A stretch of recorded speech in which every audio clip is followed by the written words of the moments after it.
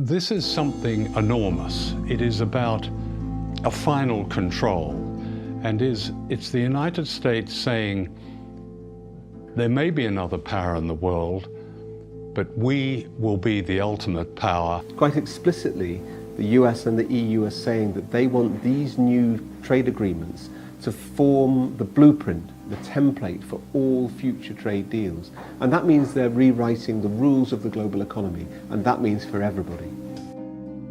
Once signed, it will cement a key part of the US government's plan to create a new global bloc that will ensure the dominance of its largest companies. And to understand why, we need to go back to the 1950s. See the USA in your Chevrolet. America is asking you to call. Drive your Chevrolet through the USA. After the Second World War, the United States accounted for half of the world's economy. Its influence was unmatched by any country, and it was able to write the early rules of international trade to its advantage. The World Trade Organization was created in this context, and the US dictated rules that favored American business.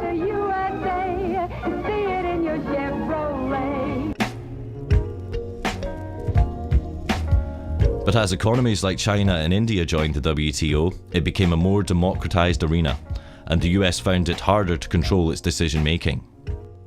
At the WTO, at its Doha rounds, India spoke up and Brazil spoke up, and the US lost control. I think it's no use beating around the bush. This meeting has collapsed. The US felt it needed a new strategy to maintain its global dominance. So in the classical American style, they went big. To bypass the WTO, they're creating the biggest international agreements that the world has ever seen. They're called the three big T's. The Trans-Pacific Partnership, or TPP, the Transatlantic Trade and Investment Partnership, or TTIP, and the Trade in Services Agreement, or TISA. And they're all being negotiated in secret right now. We only found out when WikiLeaks was able to leak parts of them. And what's interesting is when you look across all of these deals, whether it be TTIP, TPP or TISA, China is excluded, but also Brazil, Russia, India, South Africa, they're all excluded because those are the emerging economies. What is not often understood is that these agreements are part of a geopolitical war. This is a new war which is taking place between the United States and China. The United States is very scared of the rise of China, so it has moved to militarily encircle it through what is called the pivot to Asia, and now it's moving on to doing that economically. The basic idea which comes across from reading US strategy papers is the construction of a new grand enclosure. And to put inside this grand enclosure, the United States, 51 other countries, 1.6 billion people, and 2/3 of global GDP. To integrate Latin America away from Brazil and towards the United States, to integrate Southeast Asia away from China and towards the United States, and to integrate Western Europe, pulling it away from Eurasia as a whole and towards the Atlantic.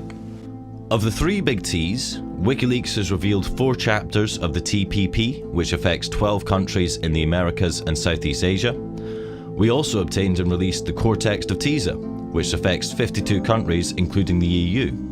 But nearly all of TTIP is still secret. Nobody knows about what's being negotiated in our name. So you have these far-reaching deals which are going to completely change the face of our economies and our societies, and yet even elected parliamentarians know nothing about it. The world's biggest corporations don't have the same problem. They have been receiving VIP access from day one and have had abundant influence in the negotiations. People, the likes of you and I, are excluded. Governments, to a great extent, are excluded. Those who are included are the multinational corporations. These agreements are basically corporate ownership agreements. The funny thing about free trade agreements, as we understand them, is they often have nothing to do with trade in the sense of the mutual lowering of tariffs.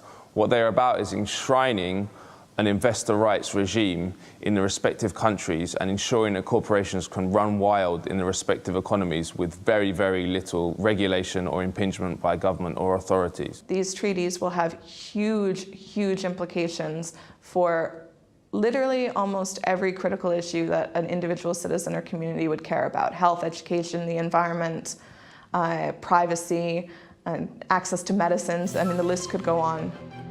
One of the most criticised aspects is a system called the Investor State Dispute Settlement, or ISDS.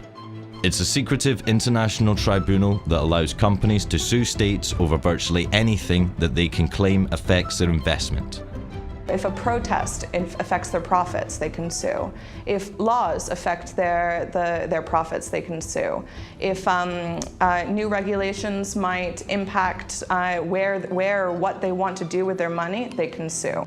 This is a new power which will be handed over to US corporations to sue the governments of Europe in a parallel judicial system which is available to them alone. So people have no access to it, domestic firms have no access to it, governments have no access to it. It's just there for foreign investors, in this case, US corporations. Based on ISDS history, critics argue that European state sovereignty and democracy are at serious risk. Previous lawsuits include Swedish company Vattenfall suing the German state for $3.7 billion for phasing out nuclear energy. British American Tobacco sued Australia for passing a law limiting cigarette advertising. The French company Veolia sued Egypt for raising the minimum wage.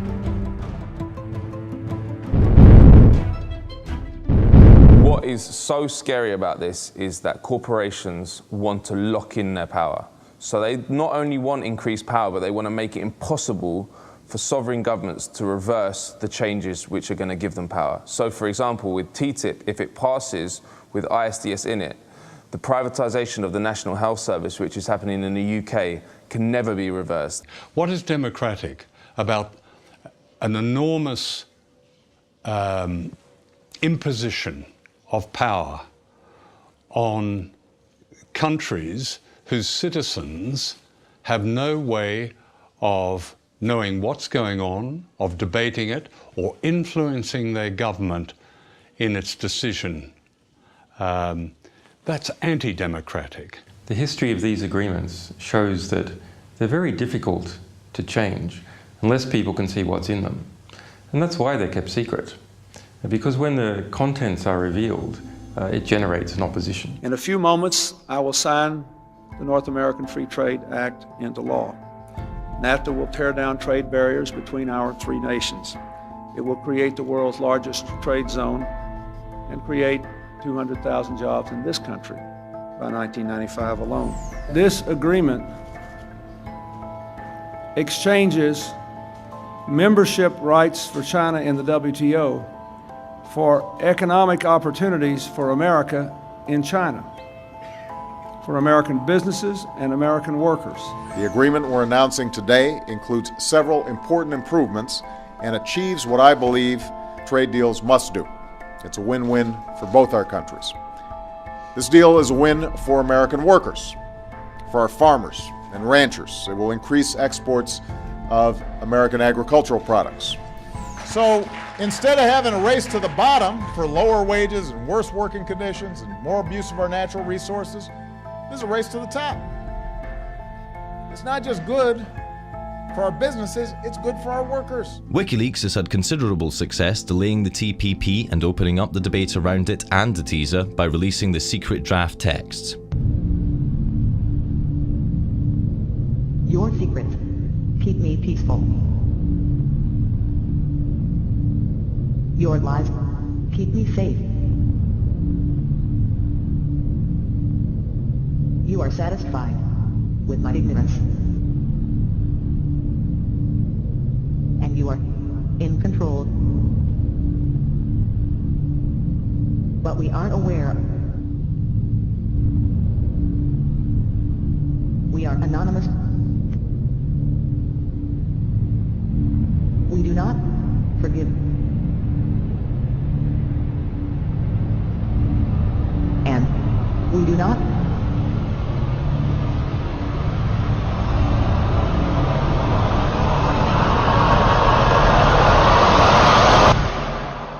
forget.